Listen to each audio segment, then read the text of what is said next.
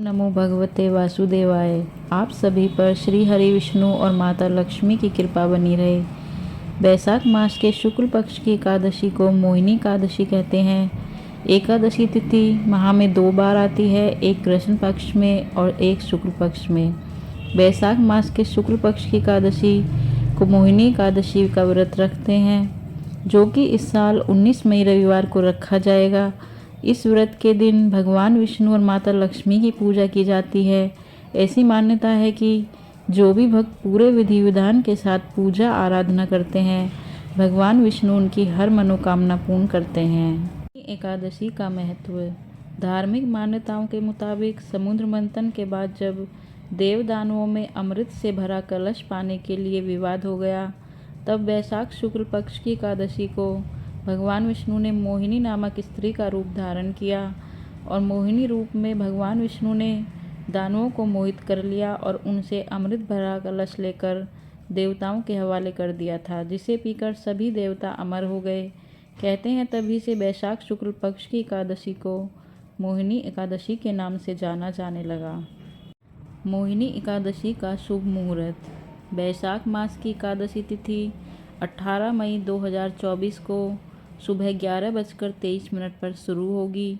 वहीं इसका समापन अगले दिन 19 मई 2024 दोपहर 1:50 पर होगा। उदय तिथि के आधार पर मोहिनी एकादशी व्रत 19 मई 2024 को रखा जाएगा। वहीं मोहिनी एकादशी व्रत का पारण 20 मई सोमवार को किया जाएगा। सोमवार के दिन आप व्रत का पारण सुबह 5:28 से सुबह 8:12 के बीच कभी भी कर सकते हैं। तो चलिए एकादशी व्रत कथा प्रारंभ करते हैं। युधिष्ठिर बोले, हे श्री कृष्ण जी, वैशाख मास के शुक्ल पक्ष की एकादशी का क्या नाम है तथा उसकी क्या विधि है, सो विस्तार पूर्वक कहिए। भगवान बोले, हे धर्मनंदन, मैं आपसे पुरातन कथा कहता हूँ, जिसको महर्षि वशिष्ठ ने श्री रामचंद्र जी से कहा था। श्री रामचंद्र जी बोले, हे गुरुदेव, आप मुझसे कोई ऐसा व्रत कहिए जिससे समस्त पाप और दुख दूर हों। जनक नंदिनी श्री माता जी के वियोग में बहुत दुख भोगे हैं, अतः अब आप कोई व्रत कहिए। महर्षि बोले, हे राम, आपने बहुत सुंदर प्रश्न किया है। आपकी बुद्धि अत्यंत शुद्ध और पवित्र है। आपके नाम के स्मरण मात्र से ही मनुष्य पवित्र हो जाता है, इसलिए आपका यह प्रश्न लोक हित में अवश्य आएगा। वैशाख मास के शुक्ल पक्ष में जो एकादशी होती है उसका नाम मोहिनी एकादशी है। इसके व्रत से मनुष्यों के सब पाप आदि दुखों का नाश हो जाता है। इसके व्रत के प्रभाव से मोह जाल छूट जाता है। अतः हे राम, यह व्रत दुखी प्राणियों को अवश्य ही करना चाहिए। मोहिनी एकादशी के व्रत से मनुष्य सब पापों से दूर हो जाते हैं। अब आप इसको ध्यान से सुनिए।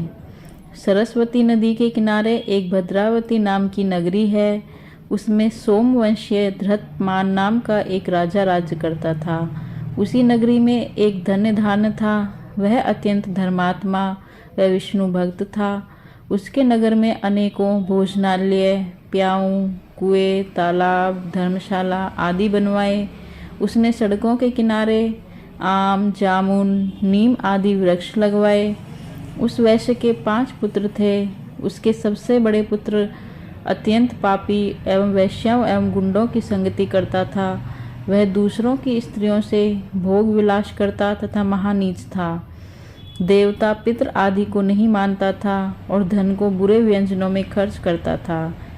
वह मद्यपान तथा मांस का भक्षण किया करता था। इस पर उसके पिता, भाई तथा कुटुंबियों ने उसे घर से निकाल दिया और उसकी निंदा करने लगे। घर से निकालने के बाद वह अपने आभूषणों तथा वस्त्रों को बेचकर खाने लगा। धन खत्म हो जाने पर वैश्याओं और गुंडों ने भी उसका साथ छोड़ दिया। अब वह भूख प्यास से दुखी रहने लगा। अब उसने चोरी करना शुरू कर दिया और रात्रि में चोरी करने लगा। एक दिन वह पकड़ा गया, परंतु सिपाहियों ने वैश्य का पुत्र जानकर छोड़ दिया। वह दूसरी बार फिर पकड़ा गया और राजा ने उसे कारागृह में बंद कर दिया। कारागृह में राजा ने उसे बहुत दुख दिए और उसे नगर छोड़ने को कहा। अंत में वह दुखी होकर नगर को छोड़कर जंगल में रहने लगा और पशु पक्षियों को मारकर खाने लगा। एक दिन वह भूख और प्यास से व्याकुल होकर भोजन की तलाश में निकल पड़ा और कौटिल्य ऋषि के आश्रम में जा पहुंचा। उस समय बैशाख का महीना था। ऋषि गंगा स्नान करके आए थे। उनके भीगे वस्त्रों के छींटे मात्र से उस पापी को कुछ सुबुद्धि प्राप्त हुई। फिर वह हाथ जोड़कर मुनि से बोला, हे मुनि, मैंने अपने जीवन में बहुत से पाप किए हैं, सो आप बिना खर्च के मेरे पाप कट जाएं ऐसा उपाय बतलाएं।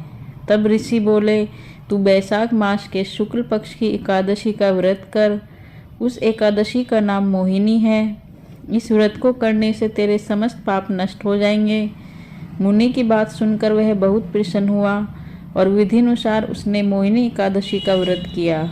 हे राम, इस व्रत के प्रभाव से उसके समस्त पाप नष्ट हो गए और अंत में गरुड़ पर सवार होकर विष्णु लोक को गया।